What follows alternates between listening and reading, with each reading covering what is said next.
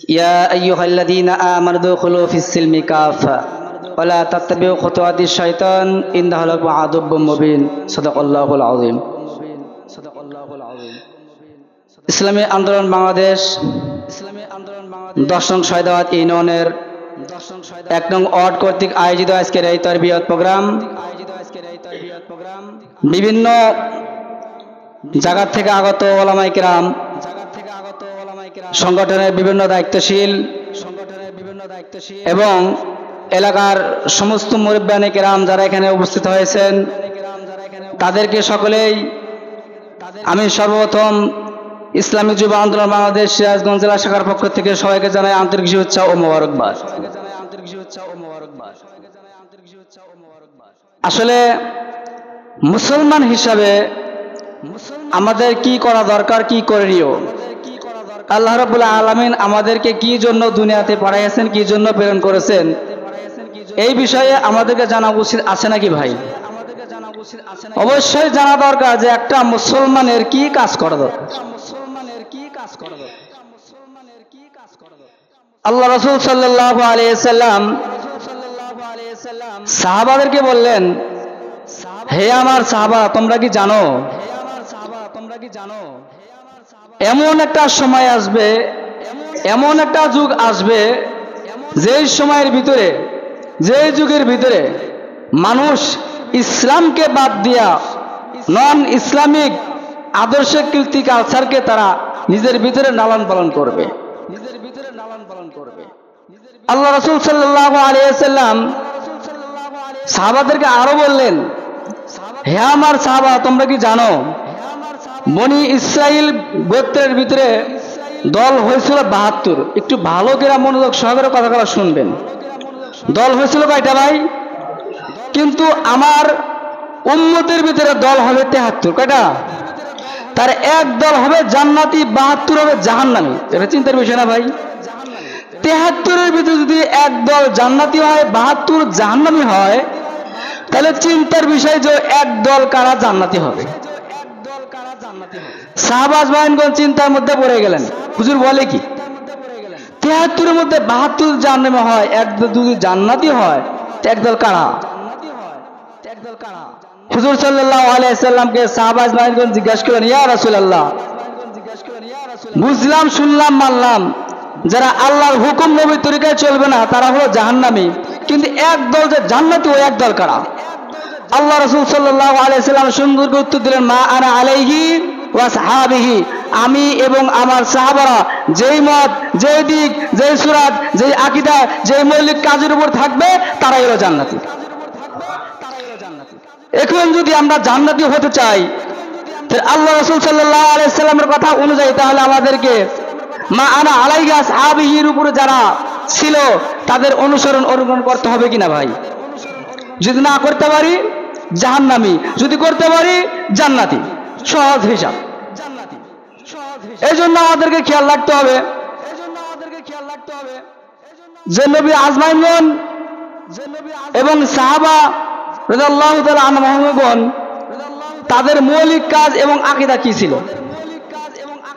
তাদের মৌলিক কাজ এবং আকীদা খুঁজতে গেলে তাদের ভিতরে কাজ ছিল 4টা। কয়টা ভাই?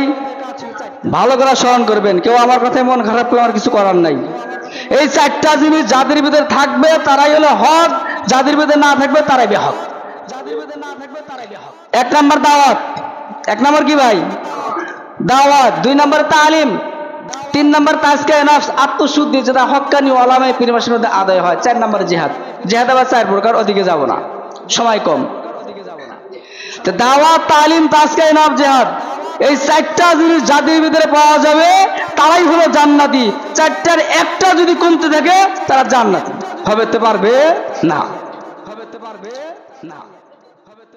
আল্লাহ রাসূল সাল্লাল্লাহু আলাইহি ওয়াসাল্লাম যখন বিধর্মীকে দাওয়াত দিতেন, তখন আল্লাহ রাসূল সাল্লাল্লাহু আলাইহি ওয়াসাল্লাম তাকে তালিম দিতেন, ইসলামী শিক্ষা দিতেন। তারপরে তাজকিয়া নফস, আত্মশুদ্ধির সবক দিতেন দিলটাকে পরিষ্কার করার জন্য। তারপরে জিহাদের প্রয়োজন হলে জিহাদের মধ্যে পাঠাই দিতেন।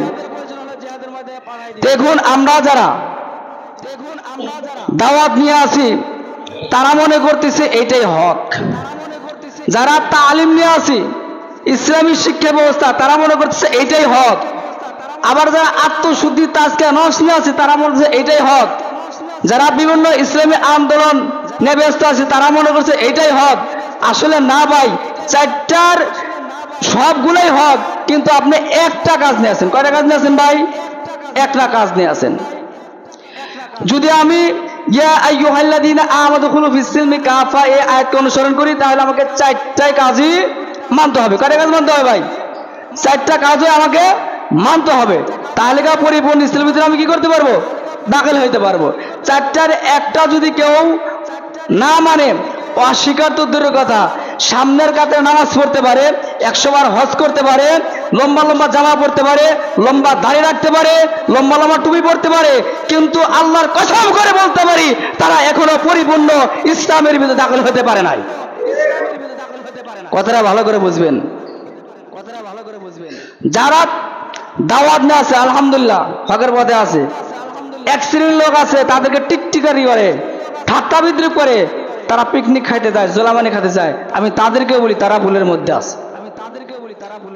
যারা তালিম না আছে তাদেরকেও এক শ্রেণীর লোক ঠাট্টা বিদ্রুপ করে, বলে এরা শুধু ওই পরের বাড়ি খাওয়ার জন্য মসজিদ মাসজিদে পড়ে থাকে। এই ঠাট্টা যারা করে তারাও আমি মনে করবো যে তারাও ভুলের মধ্যে পড়ে আছে। আবার এক শ্রেণীর লোক আত্মশুদ্ধিকে বিশ্বাস করতে চায় না, পীর মুরিদিকে বিশ্বাস করতে চায় না।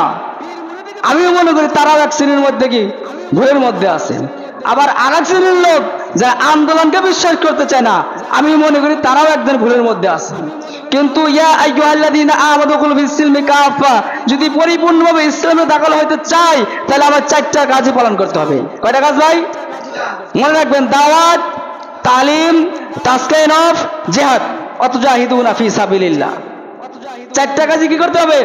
আমার ভিতরে লালন করতে হবে। আর এই চারটা কাজই ফরজ। নামাজ যেরকম ফরজ, রোজা যেরকম ফরজ, ইসলামের ভিতরে দুনিয়ার ভিতরে ইসলামী রাষ্ট্র খেলাফতে কায়েম করা এরকম প্রতিটা মানুষের উপর কি ফরজ। আসলে সময় খুবই অল্প, যার কারণে কথা থাকলেও বলার সুযোগ নাই। আমাদের দাওয়াতি মেহমানগণ আসতেছেন, অল্প সময়ের মধ্যেই আমি আমার সংক্ষিপ্ত আকারে বক্তব্য শেষ করব। একটা উদাহরণ দেয় ভাই, যদি কোনো ব্যক্তি এসএসসি পরীক্ষা দেয়, কি পরীক্ষা দেয় ভাই? এসএসসি পরীক্ষা দিল, কয়টা সাবজেক্ট? ধরেন উদাহরণ 10টা সাবজেক্ট। কয়টা সাবজেক্ট? 10টা সাবজেক্টের ভিতরে ছাত্র যদি মনে করে যে আমি একটার ভিতরে 100-র মধ্যে 100 পাবো, গোল্ডেন এ প্লাস পার আমাকে চ্যালেঞ্জ করতে হবে, আর বাদ বাকি 9টা সাবজেক্ট যদি ফেল করে, তাহলে ওই ছাত্র কি এসএসসি থেকে ইন্টারভিউ উঠতে পারবে না এসএসসি থাকবে? তদ্রূপ কেউ যদি চিন্তা করে যে আমি 10টা সাবজেক্ট না পরীক্ষা দিচ্ছি, একটার মধ্যে 100-র মধ্যে 100ই পাই, কিন্তু বাদ বাকিগুলো অন্তত আমার জন্য 33 নাম্বার থেকে 5 নাম্বার থাকে, তাহলে ওই ছাত্রটাকে আগানোর সম্ভাবনা আছে। তদ্রূপ ওই রকম যারা একটা কাজ না আছে, ভালো কথা আলহামদুলিল্লাহ, পরিপূর্ণ কাজ করতে পারতেছেন না, একটার মধ্যে একটা 100 অর্জন করেন, কিন্তু বাদ বাকিগুলো আছে সেগুলো তো অন্তত আপনাকে 5 নাম্বার তুলতে হবে ভাই। যদি 5 নাম্বার না তুলতে পারেন তাহলে বুঝবো যে আপনার ভিতরে ইসলামের এখনো পুরা বুঝ ঢোকে নাই। তো আলহামদুলিল্লাহ, আমি আর আমার কথা লম্বা চড়া করবো না। সবাইকে ইসলামী আন্দোলনের বাংলাদেশের মহতারাম চরমনাই পীর সাহেবের হুজুরের সংগঠনের ভিতরে আসার জন্য উদারত আহ্বান জানিয়েই আমি আমার সংক্ষিপ্ত বক্তব্য এখানে শেষ করছি। ওয়া আখিরি দাওয়ানা আলহামদুলিল্লাহ।